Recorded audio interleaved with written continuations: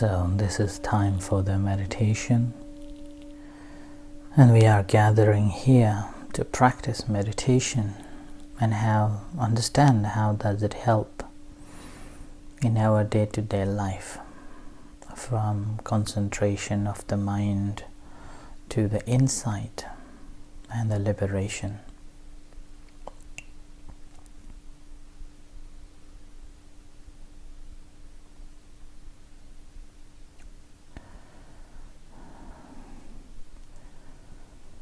There are many things that people want to have and want to develop, and some will spend time and dedication and determination and continuation of the practice,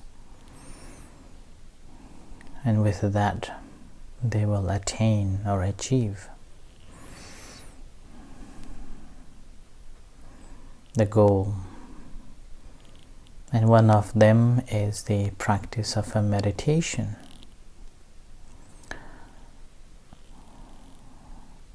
With practice of a meditation, one doesn't see the instant results compared to any other skills that one is going to learn, one is going to study. And as a result, it's very sensitive and very easy to give up practice.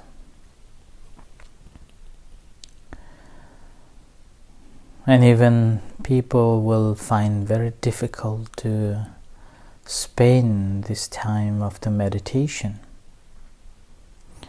They will simply have this mindset of wanting to learn meditation or desire to learn meditation. And we will just go on thinking, reading, thinking, investigating, but never physically doing it. Or even having an opportunity to practice, sometimes just neglect or overlooked and just lost their chance to practice meditation. So that's why practice of a meditation, one has to have this strong desire, so-called chanda, and a faith and a confidence to practice. And only then will get the benefit of it. Otherwise, mere thinking, mere reading, one will not attain anything, will not arrive anywhere. Every destination we reach only when we start walking on the path. That is same to the practice of a meditation too. If you are looking for the benefit from the practice of a meditation, then you have to spare your time. Do not make any excuse saying that I have to do this and I have to do that. I don't have time for a meditation. There is no such things that you don't have time to do something. Only is a matter of management of the time and also seeing the benefit of doing such. And only then we will get the success. When there is a party, when there is entertainment, when there is something that we please to do, why do we have that at the time? Doesn't matter how busy we are, but we can spare time to do that, time to participate in that events. And that's entertainment of the five senses, and only for, let's say, an hour or 2 hours of entertainment. And sometime when you come back from the party, miserable, not only miserable, but also carrying all the negativities that may disturb your whole week or a year. And yet we have plenty of time whenever there is a parties or entertainments. But whereas in a meditation, there is no entertainment, when we have no time, because we feel like practice of a meditation is doing nothing, sitting closed eyes, simply doing nothing. It doesn't entertain your senses, it doesn't satisfy your senses, it doesn't satisfy your desires.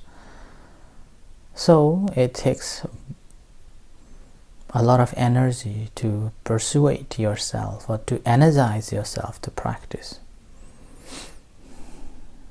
That's why we have to check our motivation.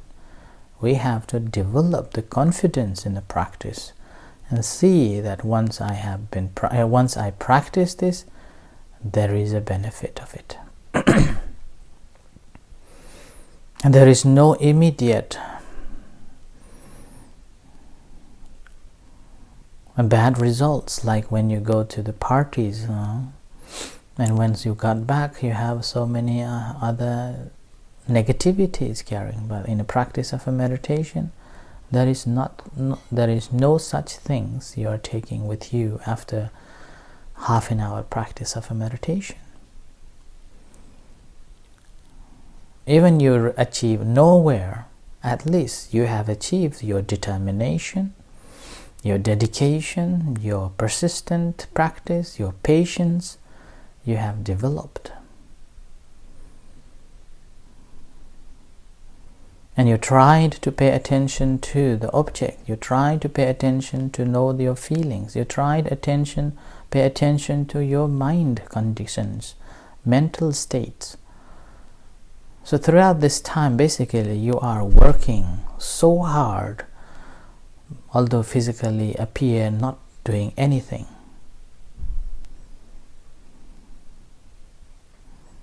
So like that, we have to do it. And only then we will receive the benefit of it. Otherwise, no. If we are always doing as our mind pleases, we are simply feeding our mind. We are simply feeding our desire, which we normally do. Then how can we get the benefit from it?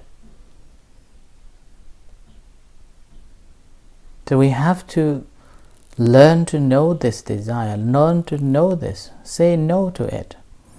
And whenever time comes, practice it. Only then we will get the benefit of it. It is not just relax whenever we want. It is not just want to meditate whenever we please. Whenever time comes, just do it. Forget about anything and just practice it. Only then we will get the benefit from it.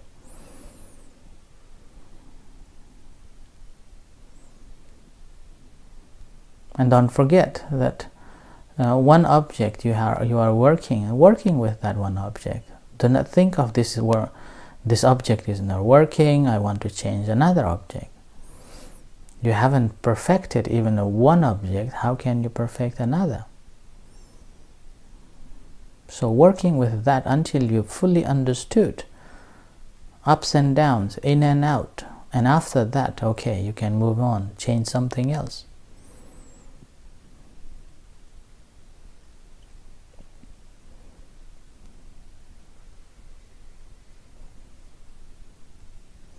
The Buddha, when he left the palace, he went to study with the different teachers. He never questioned about their methods. He practiced fully until he really understood ins and out, and even the teachers invited him to be a teacher in that schools. And after he was invited, and he realized that this is not the ultimate goal that he was looking for, and then after that he moved on to something else.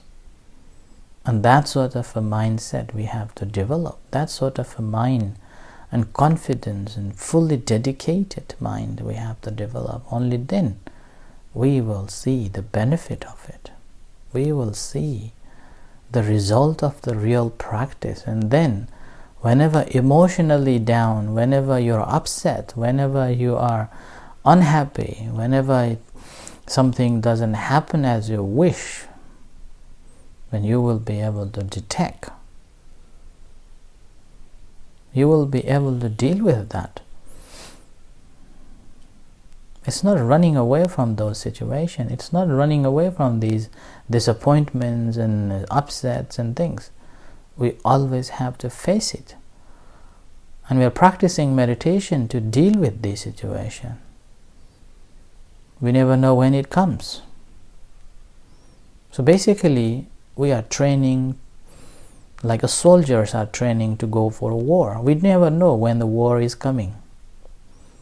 All the soldiers, they didn't know when they are going for a war, but they are training almost every day, 10, 12, or maybe 15, 17 hours a day. Why? Because they are making themselves fit, ready to practice, ready to go on, fight, always ready. So practice of a meditation is like that too. It is not just like a sitting quiet and then relax and feel good, No. If only feeling good, you can go to drink alcohol or get the drugs. So practice of a meditation, you have to do it continuously and dedicate it and do it, practice. And then, only then, whenever emotion things arise, upset things arise, you're upset, you're down, you're feeling very sad. And those moments you will be able to deal with that properly.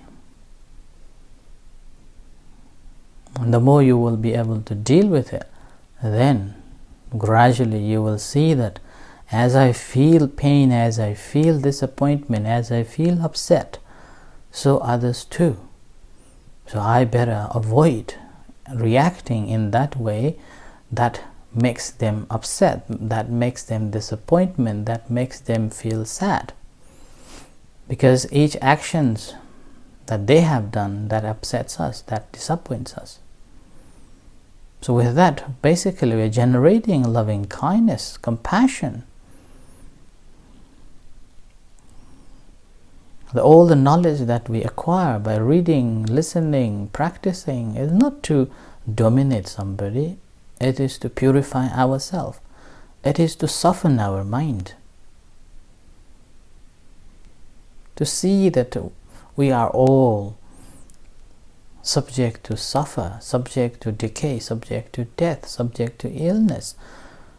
As I feel sad, they too. As I feel pain, they too.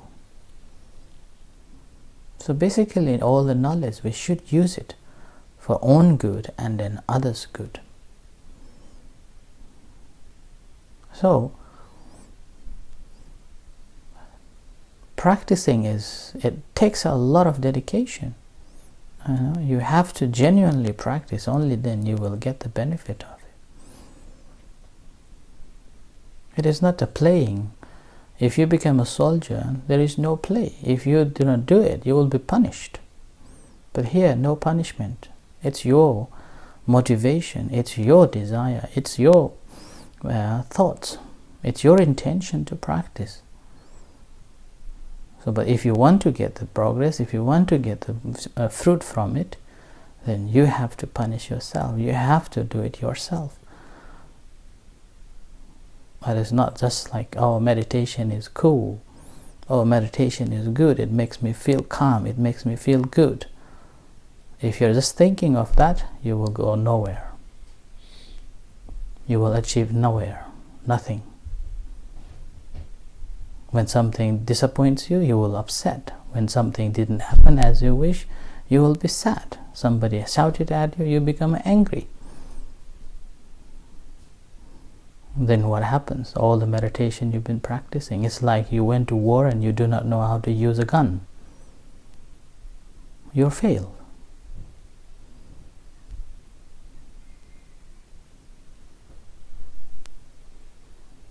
So dedication and practicing. And do not look at someone's practice. Do not look at us, he or she is doing this one that way. You have to look at yourself. So that's why practice of a meditation, first we have to know ourselves, understanding ourselves, and abandoning all the desires, all the ignorance, all the cravings. and developing the serenity and insight, the calmness and the insight, the wisdom. And achievement is a complete peace and liberation.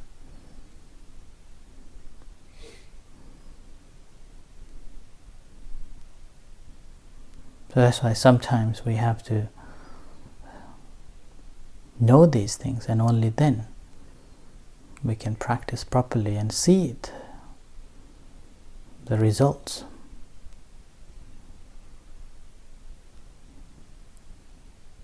It is not just like, oh, guided meditation good, and guided meditation making me feel calm, making me feel comfortable, feeling good, can meditate and like that.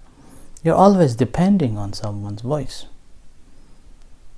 And you never pursue yourself. Whenever things happen, you cannot do it. Then how can you? What happens if there is no one who leads you? What happens if no one is guiding you? What happens when you have a trouble in a meditation? No one will advise you. So taking the opportunity that you have and using it. So be mindful, paying attention to properly, knowing yourself, knowing the object, knowing the feelings, knowing the mind, mental state, and developing the serenity and calmness and wisdom. I'm sorry that today I'm speaking very harsh, in a very angry way, just to energize you to practice, just to change your behavior, change your mental state, so that will motivate you to practice more and more and more, so you can see the benefit of it. So continue practicing until you hear the gong, and then we'll practice the loving kindness to finish up. So basically, relax yourself and bring your attention to the primary object, and working with the primary object, and settling down, grounding yourself, and as your mind settles down, investigating, aware of this body, aware of the sensations, aware of this mental state and phenomena. And that's how you will attain peace and harmony, calm and tranquil, and wisdom arise. So continue practicing.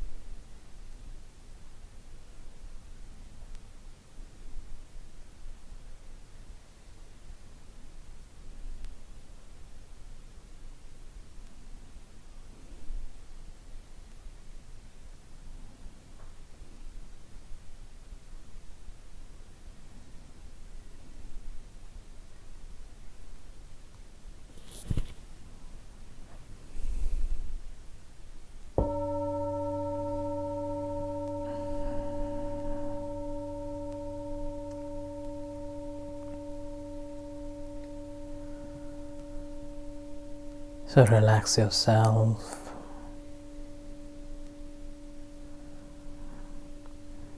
Now we will practice the loving-kindness meditation.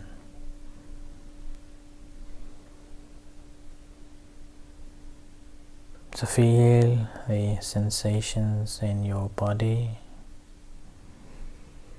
and reflect for a few moments. How was your practice?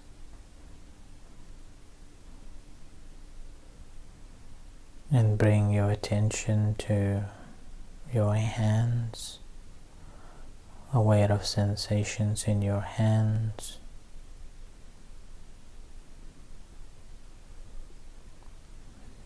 And to your heart.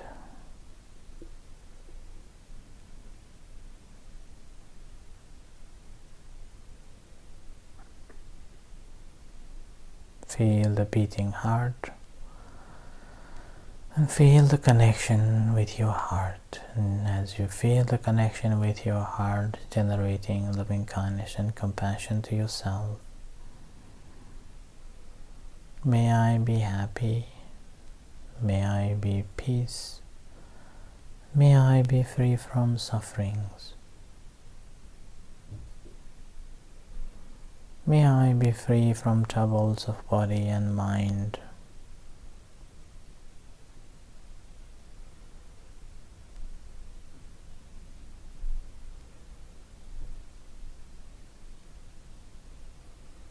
And similarly, sharing loving kindness and compassion to all other sentient beings, whatever beings there are, visible and invisible beings in this room, in this country, on earth, in the universe. May they be happy, may they be well, may they be free from sufferings, may they be able to maintain their happiness. May all beings be happy.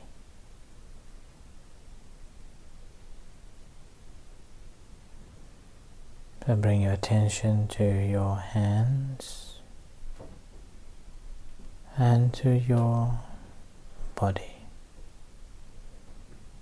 And as you hear the gong slowly coming out from meditation,